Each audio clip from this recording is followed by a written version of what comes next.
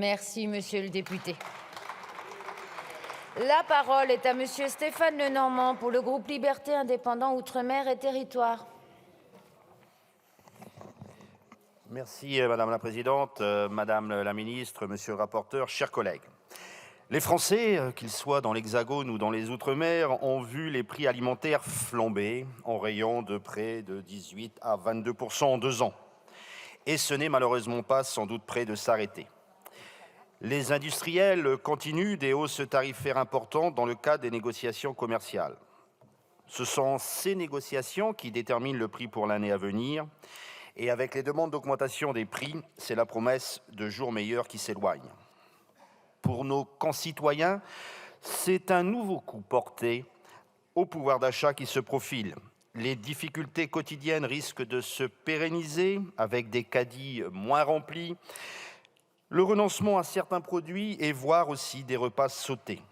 D'où la nécessité d'une réponse forte des pouvoirs publics qui se fait de plus en plus pressante. Nous ne pouvons nous résigner à ce que certains de nos concitoyens aient faim. Aujourd'hui, le gouvernement n'est pas à la hauteur. Les mesures prises permettent à peine d'infléchir la courbe de l'inflation. Prenez le trimestre anti-inflation, son impact sur les prix est résiduel, comme le relève l'UFC Que Choisir, et la qualité des produits choisis est critiquable.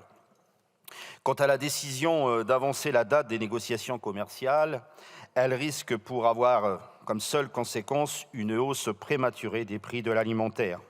Bref, il faut trouver de nouveaux leviers pour inciter à la baisse des prix. La proposition de loi que nous examinons aujourd'hui de nos collègues LFI a le mérite de mettre cette question sur la table. Elle part d'un constat simple, l'inflation des matières premières ne suffit plus à expliquer la hausse des prix dans les supermarchés. Selon les 2 dernières notes de conjoncture de l'INSEE de mars et de juin 2023, l'augmentation des marges des entreprises participe aussi à cette dynamique. Dans sa version initiale, le texte proposait de mettre en place un système d'encadrement des marges des industries agroalimentaires et de la distribution via la mise en place d'un coefficient multiplicateur. Nous avons fait part, au stade de la commission, de nos critiques. Le système proposé était trop rigide et sans doute peu opérationnel. Vous fixiez sans distinguo de filière ni de taille d'entreprise un coefficient multiplicateur unique, sans tenir compte aussi des coûts propres à chaque entreprise, et ce coefficient était immuable puisqu'inscrit dans la loi. Vous avez proposé de réécrire une partie de votre proposition. Les modifications proposées visaient à tempérer votre dispositif.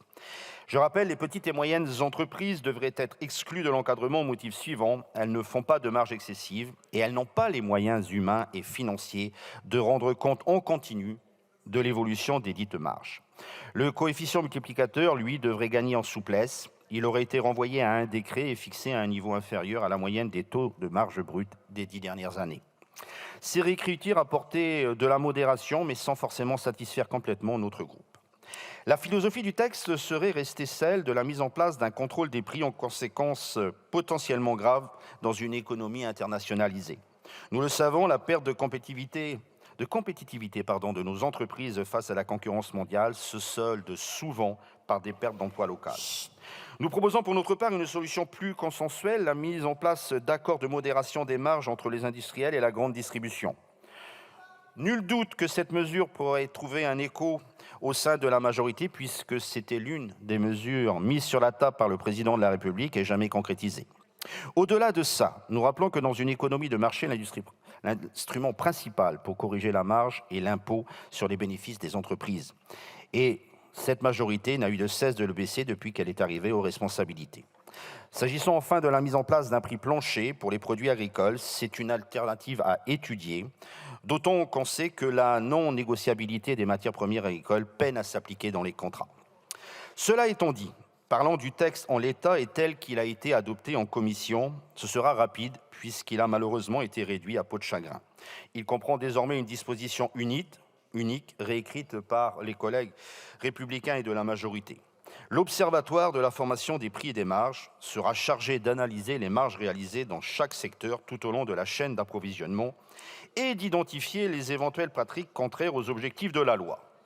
Notons que s'il n'est pas le caractère régulier des contrôles, cet article n'apporte pas de vraie mission nouvelle à l'Observatoire qui est déjà chargé d'étudier la répartition de la valeur ajoutée.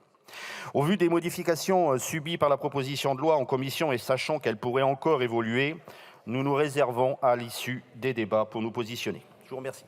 Merci, monsieur le député. La séance est suspendue pour 3 minutes.